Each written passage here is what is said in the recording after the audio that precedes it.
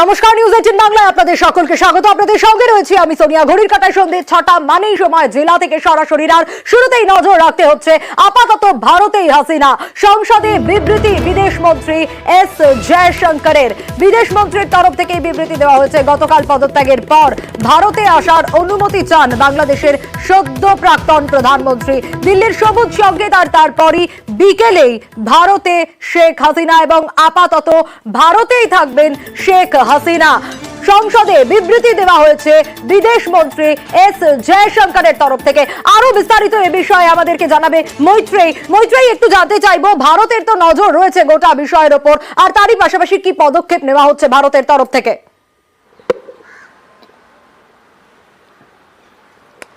দেখো সোনিয়া, যদি সার্বিকভাবে পরিস্থিতির কথা বলা হয় তাহলে আজকে এস জয়শঙ্কর তিনি এই বিষয় পরিষ্কার করে দিয়েছেন যে ভারতের বাংলাদেশের এই যে ডেভেলপমেন্ট এই মুহূর্তে হচ্ছে তার দিকে সম্পূর্ণ নজর রাখা হচ্ছে ভারতের তরফ থেকে, এবং সেখানে কি ধরনের পরিস্থিতি বদল হয় সেটা তারা দেখছেন। তবে এখনো পর্যন্ত সেখানে থাকা ভারতীয়রা, তার মধ্যে প্রায় 19,000 ভারতীয় এই মুহূর্তে বাংলাদেশে রয়েছেন।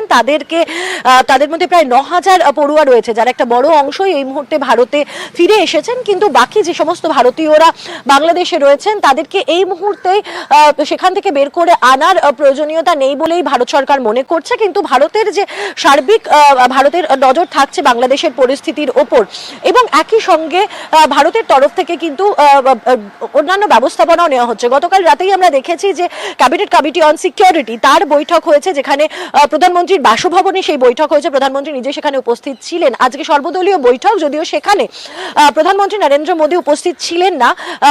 সেই সর্বদল বৈঠক হয় এবং তারপরে কিছুক্ষণ আগেই সংসদ ভবনে একটি বৈঠক শুরু হয়েছে, যেটি একটি উচ্চ পর্যায়ের বৈঠক, এবং সেখানে উপস্থিত রয়েছেন এস জয়শঙ্কর, অজিত দোভাল এবং স্বরাষ্ট্রমন্ত্রী অমিত শাহ সহ একাধিক উচ্চ পর্যায়ের আধিকারিকেরাও সেই বৈঠকে উপস্থিত থাকতে পারেন বলে আমরা সূত্র মারফত জানতে পারছি। ফলে সার্বিকভাবে ভারতের পরবর্তী স্ট্র্যাটেজি কি হবে তারই একটা রূপরেখা তৈরি করার চেষ্টা করছে ভারত। যদিও এখনো পর্যন্ত ভারতের অবস্থান কিন্তু অনেকটাই নিউট্রাল। তারা একদিকে যেরকম তাদের পুরনো বন্ধু